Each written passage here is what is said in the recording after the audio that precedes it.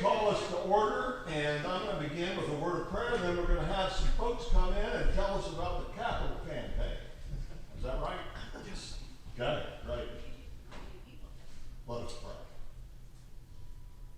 We are grateful, oh God, for the joy of living, the grace that we have received for this day, and for this congregation that we join together in mission and who upholds us in times of great need. Be with us and open our ears to hear what you have to say to us. In the name of Christ. Amen. Thank you, Reverend Diehl. Mark's doing a great job, isn't he? I do not want to take away from his presentation, but those of you who don't know me, I'm Philip Locke. I'm on the Deliverance Formation Committee. Plus, I'm a member of the Capital Campaign Leadership Team. I don't know if you've heard, but we're getting ready to kick off the campaign here in the next few weeks. And more detail come later, but this is a package the church will be mailing out here this week, right guys? This week. Right. And it will go into greater detail about what's happening, timelines, and just this will answer a lot of questions. But if you have any questions, anything, if anybody wants an index card, write a question on there. I'll collect them. And what we'll do is we'll accumulate, pick the questions that are most often asked, and we'll post the answers on the Capital Campaign website. And plus, we got, I think I handed this out earlier. Everybody has one. This is sort of very, very, very general overview of the campaign, the different phases, and what's going to accomplish. But there'll be more detail in the package. You got a lot of details on there. It's pretty small print.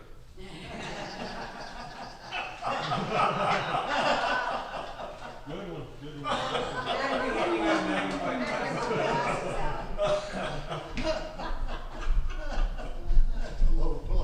Devin, we answered a lot of questions today. The team has put together a short video giving you a very, very broad overview. So we'll give you parts of the building, give you some visual about what's going on. Here we Great. Okay.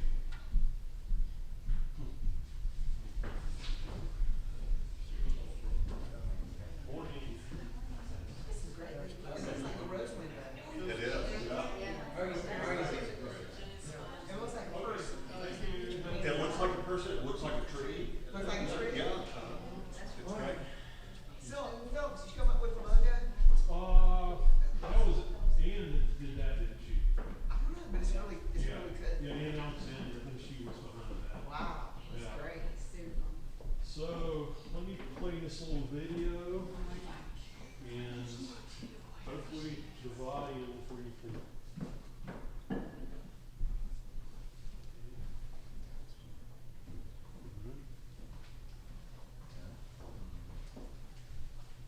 I can't help you. This is your point. I'm thinking of the control over here. Is this it? I meant the controls over here, the ones that are on the keyboard and with the play button. You got it?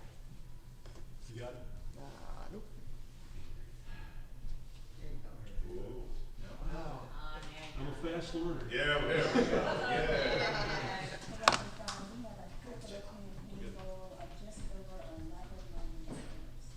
And that $11 million will help us to be more deeply rooted in this place and in the community, and where we'll extend our reach well beyond our walls.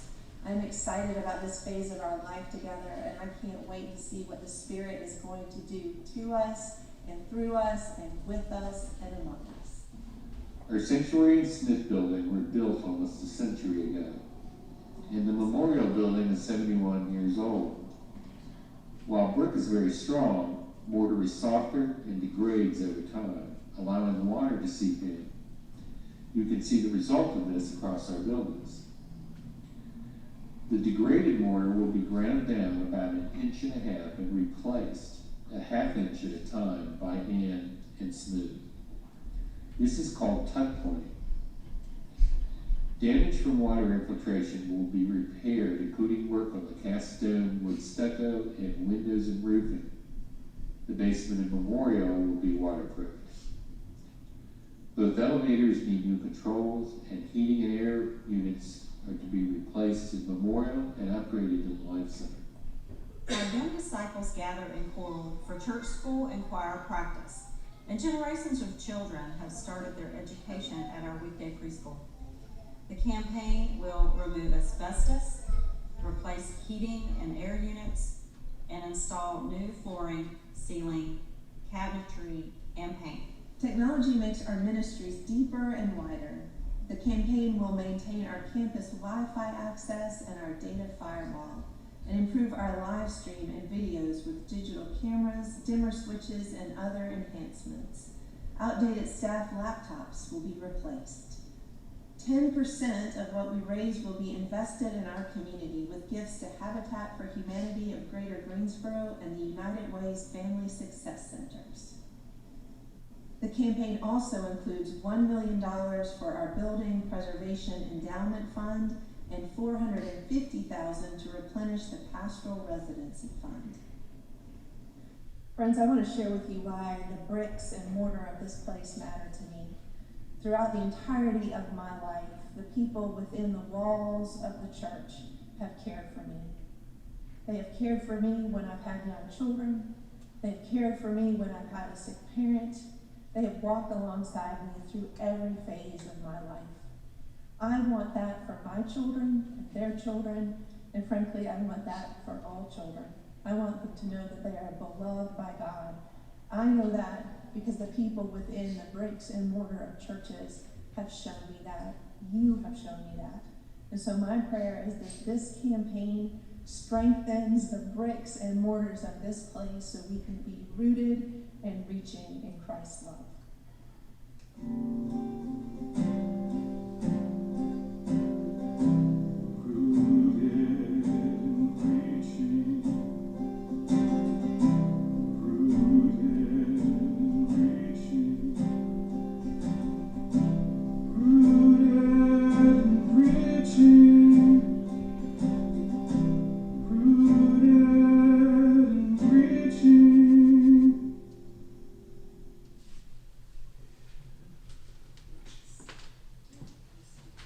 Drinking coffee every day didn't work for me, but I couldn't figure out why until I went from 184 to 123. I was doing everything right. I just needed a little tweak. This was sponsored by Coffee for You.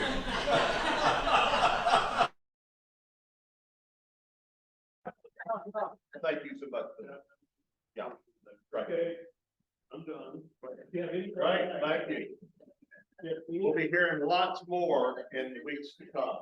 And probably later. Yeah. Thank you, Phil. Well, this morning we continue our focus on the commandments. We are focused on commandments 8 and 9. Before we begin, do you have any questions about our reading or things that we talked about last? I'm going to give you a lot of time. Our methodology is to interpret the text by finding its meaning within the biblical narrative where it's located. Here we discover people who spent generations in debilitating enslavement. With their liberation, they are now able to embrace their full humanity, including new opportunities as well as new obligations. The coercion of enslavement has ended. They are free to build a society based on dignity and justice and peace. What will guide them in this effort? The guide will be the words of commandments. So commandment 8, like many of the commandments that focus on the relationship with the neighbor, the 8th commandment is very straightforward. You shall not steal. What's the question about that? To steal means to take another person's property for one's own use without their authorization, and this taking is often by subterfuge or deceit or fraud. At this early point in the Israelites' sojourn to a land of their own, their possessions were not extensive. It was whatever they could find. In the brevity of this commandment, you will note that no object of theft is detailed. The injunction could have listed pots and pans, jewelry, perhaps sheep. In later iterations of the Torah, specific objects were mentioned. So why are they not mentioned here? This lack of specificity is intentional. It reflects the Hebrews' history. In Genesis 40:15, Joseph described his arrival in Egypt in this way. He says he was stolen out of the land of the Hebrews. His brothers kidnapped him and sold him to nomadic traders out of spite and to generate a little spending.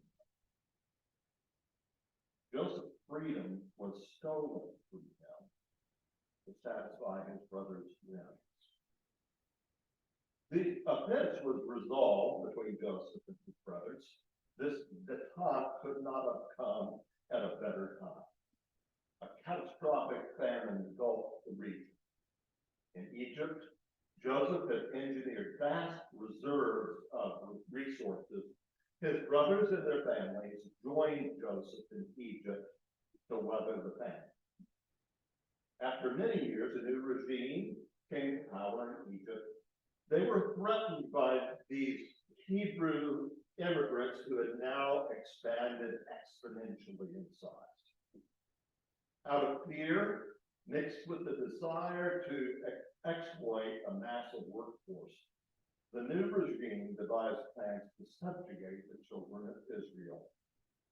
Enslaved for generations, they too were stolen.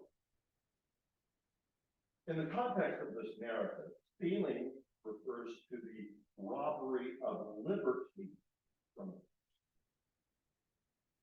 Think for a moment. What is stolen from those who are enslaved? Can you list or name some things that are taken from the enslaved? Dignity. What? Dignity. Dignity, yes. Individual identity. Individual identity. Ability to make decisions for Right. yourself. To make decisions for yourself. Yeah. What else? Your joy.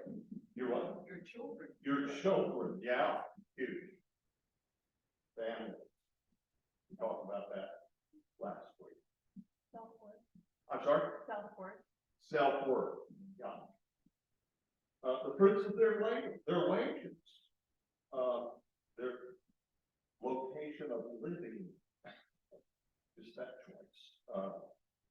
An Old Testament biblical scholar observes that Commandment 8, this one we're studying, is a specific and critical safeguard of human freedom. This assertion makes sense when enslavement is considered stealing. In recent years, you may have become aware of human trafficking. This terrible evil seems to be epidemic and is found in America as well as in third world countries. Immigrants are lured to a foreign land with promises for well-paying jobs and a better life. They may not speak the language or have family and friends to rely on, yet hope spurs them on to brave this unknown and to seize this opportunity. Upon their arrival in this new land, the promises and hopes don't materialize. With no family or the ability to communicate in the language of this region, their isolation makes them vulnerable to exploitation. They can't escape. They're conscripted into dead-end jobs or the sex trade or drug trafficking. While the issue of human trafficking is new to many of us, the stealing of persons casts a long shadow through the millennium. In the Torah, all forms of stealing and robbery were addressed. Lesser crimes required restitution by the thief. The crime of theft of persons was a capital offense. Even petty theft victimized people. And the targets of such theft were typically the elderly, the widow, the orphan, the poor. The Torah required protection for such vulnerable people. If a cloak was taken as collateral from related to a death from a widow or an orphan, this cloak had to be returned by the end of the day, even if the debt had not been repaid.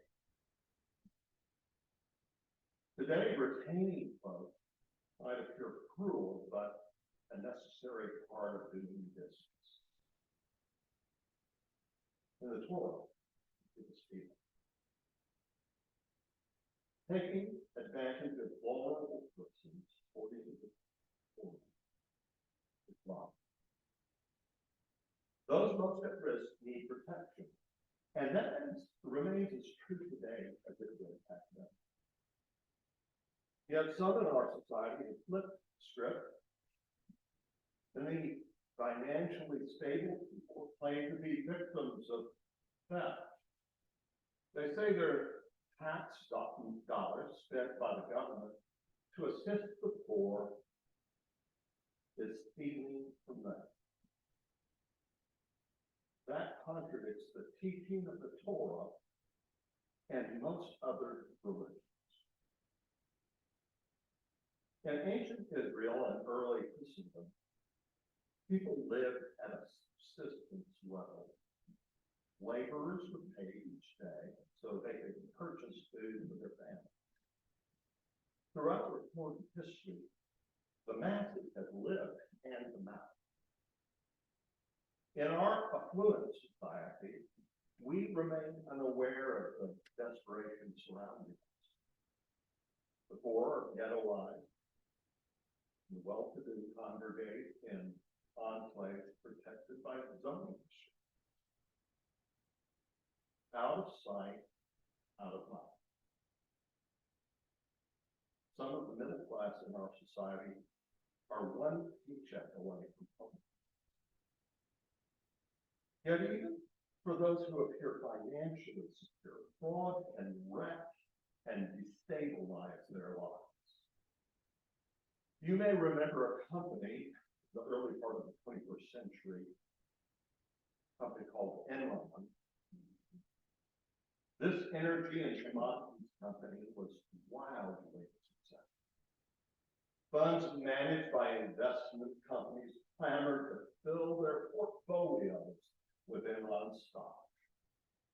The share price of Enron eclipsed $90 a share. In 2001, Enron's bookkeeping was uncovered as fraudulent. One of the big five accounting firms was implicated in the deception. Investors lost $60 billion. The stock value plunged to mere pennies per share. 25,000 Enron employees lost their jobs, as well as $3 billion from their pension benefits. The worldwide operation of Arthur Andersen shed 83,000 jobs. Before Enron went bankrupt, top managers reached $681 million in bonuses. The CEO collected an estimated $80 million in severance pay after the fraud was discovered. Because of this fraud, workers lost workers, retirees around the world lost needed investment income, and families were plunged into chaos. Hundreds of thousands were cheated. And only 21 people have been convicted of financial fraud. People victimized by theft suffer, while thieves benefit. John Calvin, way before Henry, John Calvin said that stealing is made worse because often the thief is applauded. Indeed, he is not just applauded, but honored because he is such a big thief. Like the commandments, this prohibition, you shall not steal, carries with it an obligation to do good for the neighbor. One example found in the Torah is this unusual situation. A person observing his neighbor's animal in distress or out of its skin was obligated to help or return the animal to the neighbor. And the law notes that this is obligatory even if the one is at odds with his neighbor. This foreshadows the instruction of Jesus to his disciples. You have heard it said, love your neighbor and hate your enemy. But I tell you, love your enemies and pray for those who persecute you, that you may be children of your Father who is in heaven. We are required to do good for our neighbor. Today, how might we proactively care for the good of our neighbor in material ways? Advocating a fair and livable wage for the financially precarious might be one way. Regulation of exorbitant corporate compensation at the expense of employees and shareholders may be another way. Workers, retirees, investors should be protected from those who defraud and steal. Given the realities of our world and this 8 commandments instructions, is this very radical? The Apostle Paul provided this intriguing guidance to Christians. Thieves must give up stealing. Rather, let them labor and work honestly with their own hands, so as to have something to share with the needy. Honest labor is the responsibility of all. It results in the care of those who are activists. Personal stewardship of time, income, and impact others. Now, environmental resources also come under the purview of this commandment. Finite commodities fuel our present world. Their depletion and misuse, along with the ecological cost to extract them, detrimentally impact workers, local communities, water supplies, and the climate. We see these issues today jeopardize work.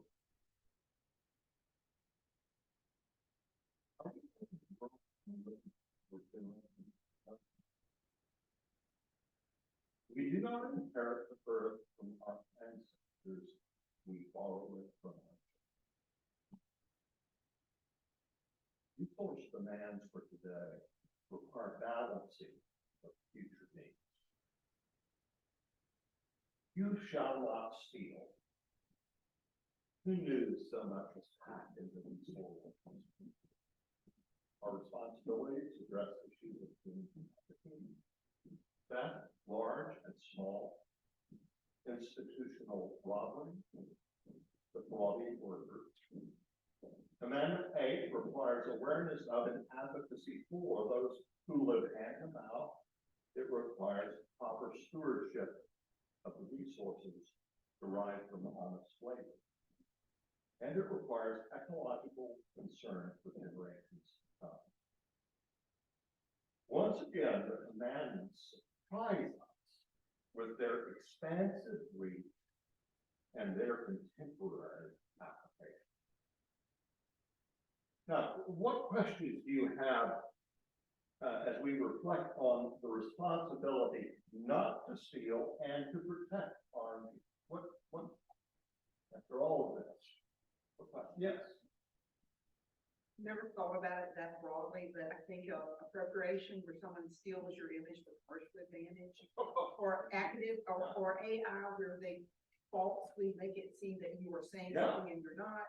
Another one will be where someone goes online and trashes you and they're stealing your good name. Another one is About to get that in the next amendment. right. And then the air rights. So what is it? It used to be you own land to infinity and beyond. Now, stealing, coming into your airspace or cracking underneath. There's all different ways. It is amazing. That's brilliant. Other comments? Yeah. You're talking about Arthur Anderson. I'm sorry. Arthur Anderson, Yeah. a good friend of mine, his wife, were working for Arthur Anderson in Dallas and all that. I'm sorry. They're working in Dallas, both of them. She was tax and he was consultant. Yeah. And when it went under, they were both working for Arthur Anderson, but they were able to land on, they moved back to North Carolina. She got a job with Bank of America. He went back to State Department of Revenue. Very good. But the dislocation, the chaos, absolutely. Yeah. Have you read, anybody read the book, Smartest Guys in the Room? They were large and wide, big egos. A lot of them were very confident. They sort of just blow the smoke to get through life. Yeah. It's a fascinating tale, but for me, in this context, it just shows the applicability of this very simple thing. What complications might this commandment impose on 21st century life? In the information?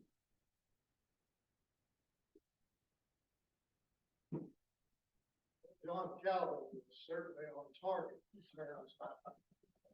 Yeah, he was a man before his time, wasn't he? I don't remember the name of the CEO of Enron. Well, there was Lay and Skilly and Anyway, the dean of the business school at Mizzou, University of Missouri, said that CEO was the brightest student he ever had. Tragic that he used his brilliance to disrupt the integrity. Well, I heard that they say there's a thin line between being a genius and criminal. Yeah, and there was a recent article that came out that talked about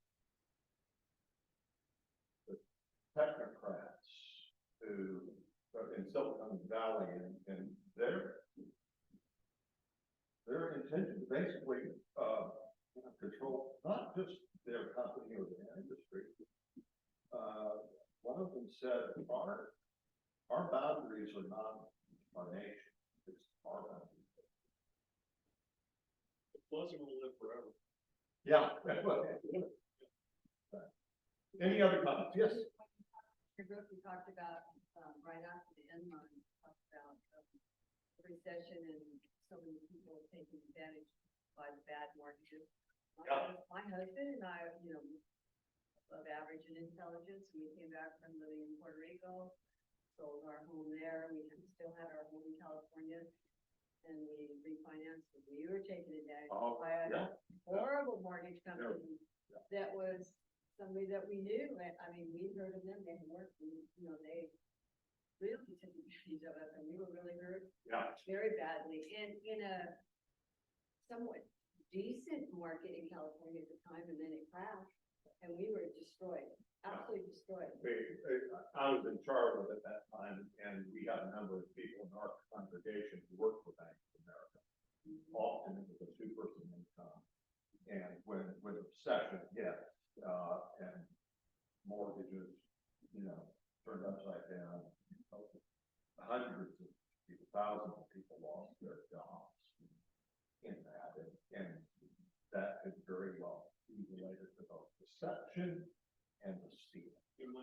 My neighbor had worked for First Union in Carolina, of course, they were Wachovia, and a good chunk of his retirement was in Wachovia stuff. Yeah. And when they crashed, he stopped me one of his materials. He said, not soon after that, he had a stroke. Oh, wow. Yeah. Well, thank you for the, I think we see contemporary examples of how the negative impact occurred. Never thought about it. Yeah. As soon as you're opening a couple paragraphs, I thought, oh, boy. Oh, I've seen this movie, but I know, that I saw the human trafficking and everything in that, and never looked at it that way. well, let's go to Commandment 9. The words of this commandment are, "You shall not bear false witness." The language here sounds like it's borrowed from a courtroom. It has the ring of legality to it. Providing a foundation for our understanding of Commandment 9 is the third commandment, which goes, "You shall not take the name of the Lord your God in vain."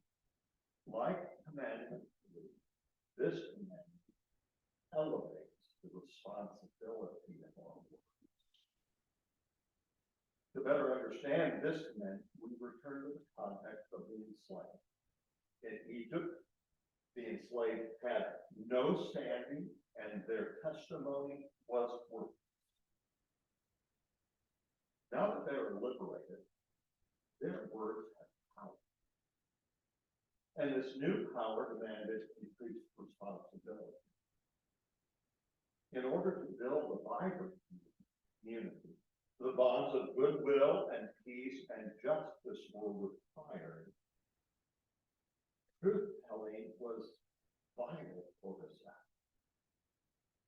Without a requirement for truth, fair and just resolutions in disputes cannot be written. Accurate testimony and untainted evidence are fundamental justice. The person wronged by a false witness may suffer a miscarriage of justice, financial ruin, social shame, and at times the imposition of punishment, even up to the death penalty. We go back to John Calvin again. Wise man that he was, observed, whoever bears false witness against his neighbor kills him, because he robs him and is guilty of whatever evil proceeds from his life. Commandment 9 emphasizes the power of words, but we often question the efficacy of words. Do we believe that sticks and stones can break my bones, but words will never harm me? Or do we believe the pen is mightier than the sword? Is talk cheap, or will the truth set us free? We forget the power of words. Words can reveal and obscure. Words can simplify and confuse. Words can heal or wound. Words can create intimacy, and they can build walls of healing. Words have the power to stir the soul or paralyze the body. If you have any doubts about the power of words, ask a parent who, waking up in the wee hours of the morning, hears the words of the son, Mama. An important concept within the Jewish faith is that words and deeds reflect each other, belong together, and must be assessed together. A person's spoken words and her actions must be consistent and congruent. If not, the speaker lacks integrity and is not trustworthy. Now, in American society, we separate words and action. Speech is a protected right, regardless of its veracity. Statement might be true or false, but in the end, it's just words. No harm, no foul. Yet, even in America, some speech is limited because words can precipitate dangerous actions that hurt others. You cannot shout the words fire in a crowded theater when no such danger exists. If you do, you're liable. Hate speech targeting specific groups or people can incite violence. The tragedies of Christchurch, New Zealand Mosque, the Pittsburgh Tree of Life Synagogue, and the Charleston Emmanuel African Methodist Episcopal Church are examples. Days before these shooting rampages, their perpetrators published hate-filled manifestos targeting Muslims and immigrants and Jews and blacks. Divorcing the power of words from the reactions they provoke are an enormous challenge. These are not merely academic questions. We face these issues daily. If hate speech is a prelude to violence, should it be prohibited in sanctioned? Now, the power of words is depicted in Jewish and Christian scripture. God creates the universe by speaking it into existence. The word became flesh and brings salvation and hope. Words matter to people of faith. Will the words of the faithful heal or destroy? Will words bring unity or division? The pernicious effects of lying snake their way into everyday life. Half-truths, stretching the truth, lack of full disclosure, gossip, slander, flattery. All of these resonate with the instruction, you shall not bear falsehood. A young boy in Sunday school class was asked to recite what he had learned about the meaning of the ninth commandment. He provided an answer from the best memory that he had. He said, a lie is an abomination to God and a very pleasant help in time to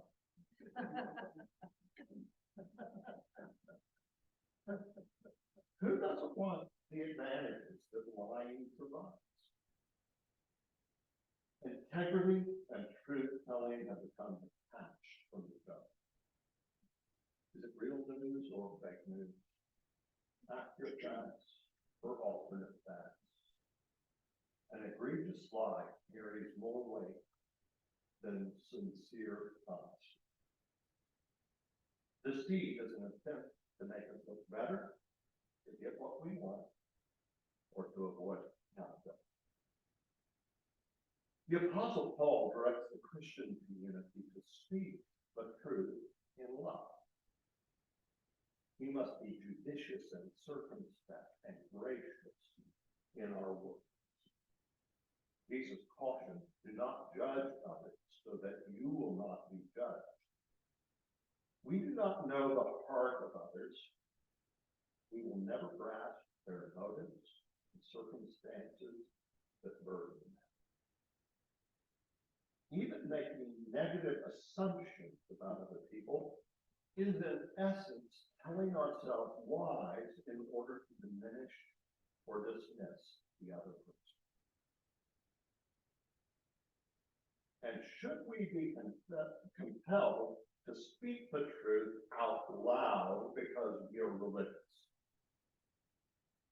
the truth we utter is often wielded like a weapon, striking out at others to judge and wound and conquer. Now today, the term politics is synonymous with deception. How can you tell when a politician is lying? When you see their lips. The use of deception and lies is not new in the public sphere, yet politics in its best iteration reflects the quality and skill of leaders to articulate policy for the public to discern and to approve or disapprove. That is the idea. When the desire to overpower and control and win predominates, the temptation to lie is irresistible. Tyrants are threatened by the truth. They use deception to control the narrative. In a deceitful world, the truthful are a threat. Truth tellers are to be ignored or belittled, and if necessary, they are silenced or killed. In the aftermath of tyrannical brutality, history provides precious few examples where perpetrators are held accountable. Victims receive justice and reparations, and a fresh environment preserves peace and equity. Among the examples that do exist, all fell short of their aims. The remedies of justice they provided did not last long. After the surrender of the Confederacy to the Union, people of color were guaranteed civil rights and human dignity through national legislation. Soon thereafter, political and economic considerations undermined these laws. Southern and Western states enacted local legislation, effectively stripping away the rights of non-whites.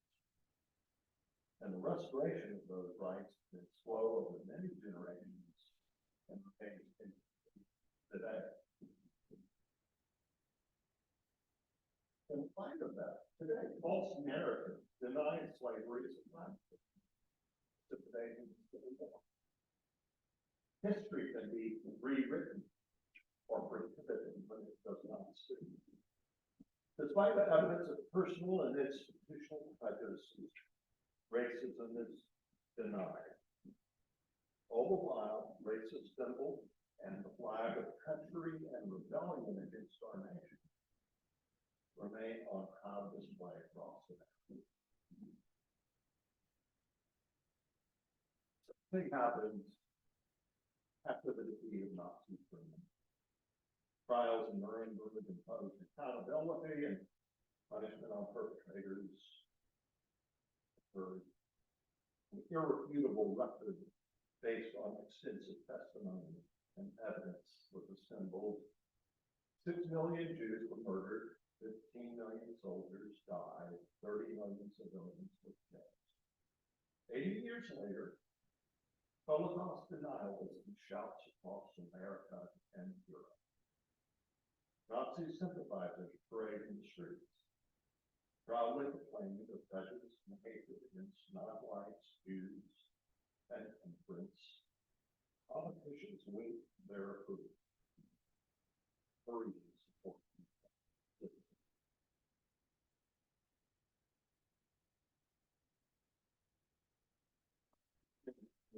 Justice and upholding the good people.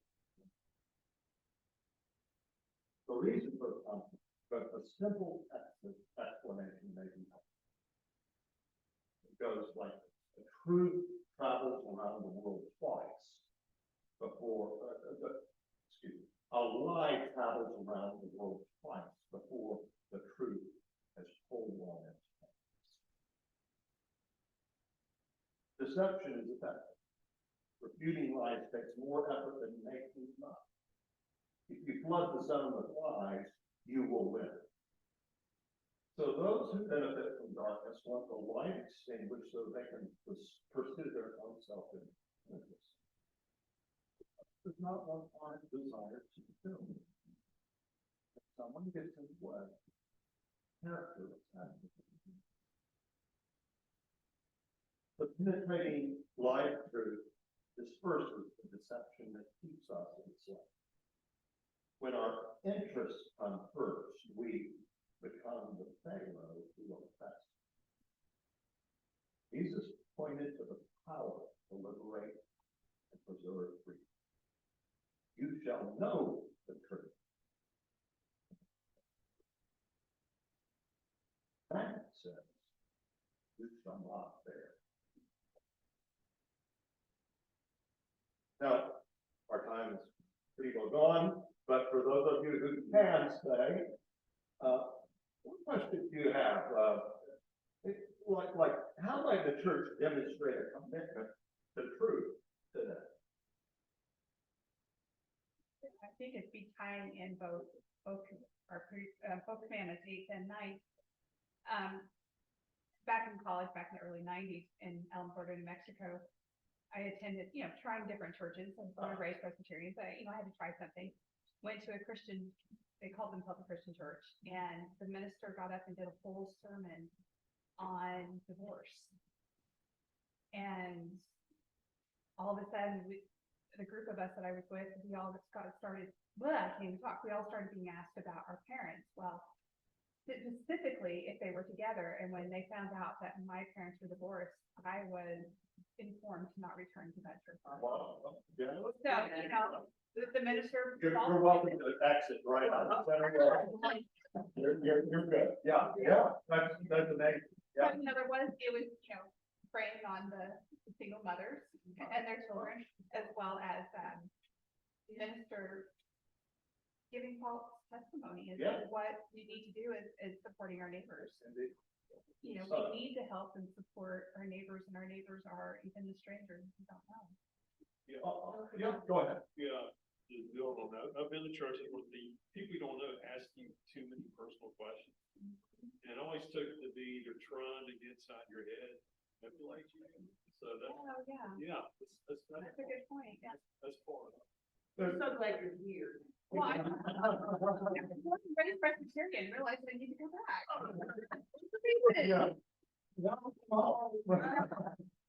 But believe me, Presbyterians can do the same thing. Oh, yeah. We are not above that, nor if you dig very deep in our history, you will find that. It is in every, and we're human, so we Yeah, care. absolutely. But, in reflecting on this commandment, one of the questions that people often struggle with is, should the church advocate for justice, support efforts to promote equity in our world? It's a very complicated issue. Equity has so many different definitions too. Yeah, indeed. Another question for us is, what is your personal responsibility? Speaking the truth.